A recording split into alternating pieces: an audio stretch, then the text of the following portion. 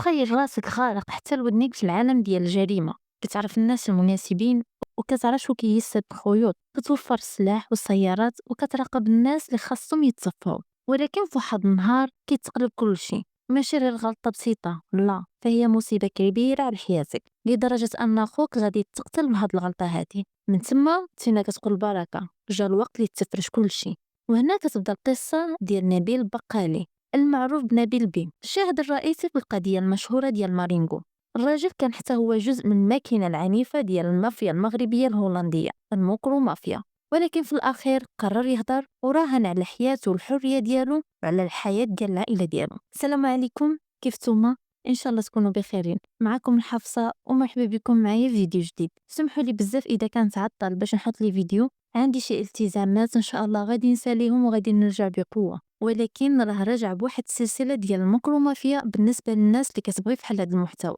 دعموني بلايك واشتراك، وبغيت نشوف بزاف ديال التعاليق ديالكم باش ما نبقاش نتعطل بزاف، حيت فريمون التعاليق ديالكم كتشجعني باش انني نرجع ونحط بزاف ديال لي فيديو. وشكرا بزاف على التشجيعات ديالكم. نبيل البقالي اللي تزاد عام 1987 في عائله من اصل مغربي عايشه في امستردام. طفولته ما كانتش مميزة بزاف، ولكن من هو صغير تلاقى مع ثقافة الزنقة ودخل في داك العالم تدريجيا. مع مرور السنين ولا الاسم ديالو معروف في العالم السفلي ديال امستردام. ما كانش هو الزعيم الكبير، ولكن كان هو الراجل اللي عارف كل شيء واللي دايما كان وسط الاحداث. كان حلقة وصل بين الناس اللي كيعطيو الاوامر والناس اللي كينفذوها.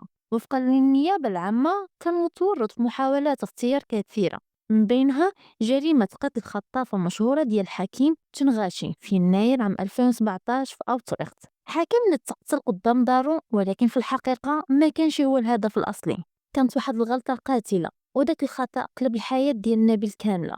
وداك النهار بالضبط البوليس بدا كيراقبو.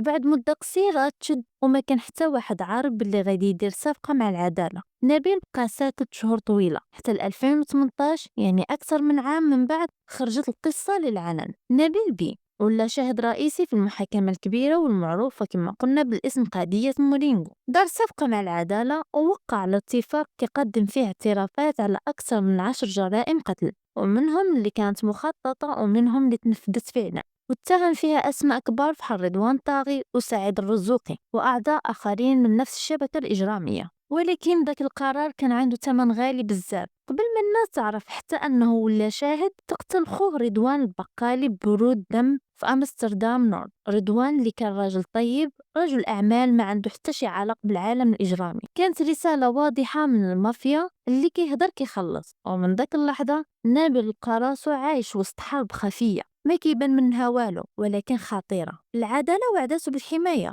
ولكن ما قدروش يضمنوها. المحاميون والناس اللي كان كيثق فيهم وحتى العائلة كلهم ولاو في خطر. ومع ذلك بقى كيمشي في الطريق ديالو، كان عارف انه يمكن هو الوحيد اللي باقي قادر يقول الحقيقة على العصابة القتل ملائكة الموت ديال رضوان الطاغي. وفي هذا الفصل الاول كنفهموا حاجة مهمة، ان نبيل بي ماشي بطل، ولكن نبيل ما كانش حتى هو مجرم عادي، كان راجل شارك بنفسه في العنف ومن بعد قرر يفضح كل شيء. وبهذا القرار ما بدلش غير حياته، بل بدل مجرى أكبر محاكمة عرفها التاريخ القضائي الهولندي. لكن في الأول خصنا نعرفوا كيفاش بدات القصة. كانت الأجواء مشحونة بزاف في العالم السفلي ديال أوتريخت. سعيد ورضوان كانوا من الأعداء ديال إبراهيم بوزو، وقريب غادي ندير لكم فيديو عليه، اللي عطى تصريحات للبوليس على التنظيم اللي تابعين ليه. إبراهيم بوزو اللي معروف بلقب الجزار شهد قدام البوليس وقال بالحرف أن سعيد كيدير خدمات خاصة لصالح الطاغي، وفي هذه الشهادة ذكر اسم رضوان الطاغي لأول مرة. وهذه كانت هي اللحظة اللي البوليس عرفوه فيها، حيت ما كانوش يعرفينه قبل. وحتى سعيد الرزوقي ما كانش معروف عندهم. ولكن كلشي تبدل من بعد العملية اللي كان الهدف ديالها هو خالد إيمو واللي مات فيها حكيم تشنغاشي. هاد الحادثة خلت البوليس يحطوهم تحت المراقبة ويدخلوهم في دائرة الشك ديال تنظيم المكرومافيا. أما إبراهيم بوزو اللي عطى معلومات للبوليس راه هو بدوره كان مجرم خطير وعنده سوابق بزاف، ولكن خاف على راسو من الرجال ديال الطاغي، وهادشي اللي خلاه يبلغ على التهديدات اللي توصل بها. هاد التصريحات كانت سبب في ان البوليس يفتح تحقيق على الشبكة الإجرامية ديال سعيد الرزوقي، واللي تبين من بعد أنها من أخطر العصابات أوروبا. وسعيد اللي تحط الاسم ديالو في قائمة ملائكة الموت ديال الطاغي. حتى نبيل بي في ذاك الوقت ما كانش شاهد رئيسي، كان غير مساعد ديال سعيد، كينسق بين الأفراد التنظيم وكيوصل لهم تفاصيل العمليات. نبيل كان مسؤول على تصوير الأهداف وتحديد البلايص ديالهم، وكيوفر الطوموبيلات المسروقة اللي كيستعملوا في الهروب. في العادة كيشعلوا فيها العافية من بعد كل عملية. وصرح نبيل من بعد أنه هو وسعيد هما اللي وفروا السلاح اللي تستعمل في عملية اغتيال رانكو. 2 يونيو عام 2016 تقتل رانكو ساكاكي أيام قليلة قبل ما يدلي بالشهادة ديالو، ومن بعد رموه في الماء ودمروا ملابس والأدوات اللي استعملت في القتل ديالو. من بعد أيام قليلة رضوان غادي يقرر أنه يصفي واحد الشخص اللي سميتو خالد إيمو، حيت حسب الكلام ديالو كان كيهضر عليه من وراه وكيهرب المعلومات الحساسة للأعداء ديال رضوان. سعيد بدا كيسطر على العملية وعطى التعليمات لنبيل البقالي اللي جمع صور الهدف والعنوان ورقم الطوموبيل ديالو وبعثهم لسعيد اللي وافق على التنفيذ.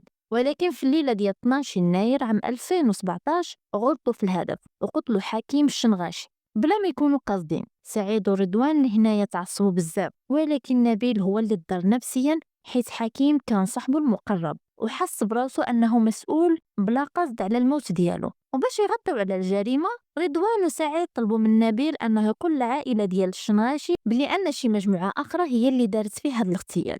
ولكن العائلة عرفت بسرعة أن نبيل عنده علاقة بالقضية. هنا نبيل خاف وحس بالذنب وقرر يقول لهم الحقيقة كلها. رضوان اللي ما قبلش هاد الشي وبغى يصفيها ليه، ولكن سعيد رفض حيت كانت عنده علاقة قوية مع نبيل البقالي، وهذا القرار يمكن غادي يكون أكبر غلط دارو سعيد في الحياة ديالو المهنية.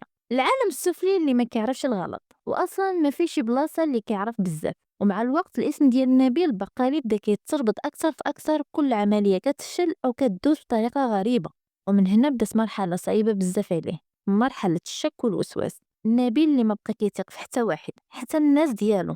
جات في الاول ولكن من بعد خرج وبدات الحيره كدور به، واش يبقى ساكت بحال الجميع ولا هذه هي الفرصه باش يخرج من الجحيم ديال العالم السفلي باش ينقذ حياته وحياه العائله ديالو. ومن بعد تفكير طويل خدا قرار اللي غادي يبدل حياته للابد. بدايه 2017 نبيل البقالي تواصل بالسر مع النيابه العامه، عرض عليهم يكون شاهد رئيسي في القضيه مقابل الحمايه وتخفيف العقوبه، ووعدهم يقول كل شيء للشبكة الإجرامية ديال رضوان الطاغي، شكون كيعطي الأوامر، شكون كينفذ، كيفاش كيتخطوا الاغتيالات، وفين مخبيين السلاح، وكل التفاصيل. النيابة العامة ما ضيعتش فرصة، كانت هذه أول مرة كيلقاو فيها الشخص من داخل الشبكة مستعد يهضر بصراحة على منظمة كيتقتلوا معاها لسنين بلا ما يحققوا أي اختراق حقيقي. نبيل عطى أكثر من 30 تصريح كيهم جرائم القتل ومحاولة الاغتيال، وفضح الشبكة كاملة بالأسماء، ومنهم أكيد سعيد الرزوقي ورضوان الطاغي. ولكن القرار اللي خدا نبيل البقالي كان عنده واحد الجهة مظلمة كبيرة،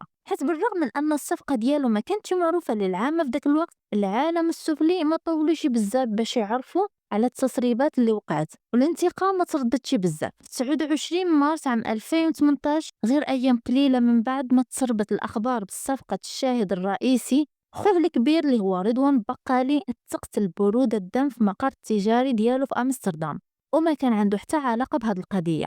بعد 2 محاولات فاشلة ديال الاغتيال، الثالثة نجحوا فيها. كان الانتقام وحشي ورسالة تحذير واضحة بهذه الجريمة هذه ضد خوه البريء اللي كانت هزت هولندا آنذاك، ماشي غير بسبب الوحشية ولكن حتى بسبب الرسالة. حتى إلا ما هضرتي انت، إلا خوك هضر يقدروا يقتلوك. بمعنى واخا رضوان ما عنده حتى شي علاقة، بما أن نبيل عنده علاقة، رضوان غادي يتقتل.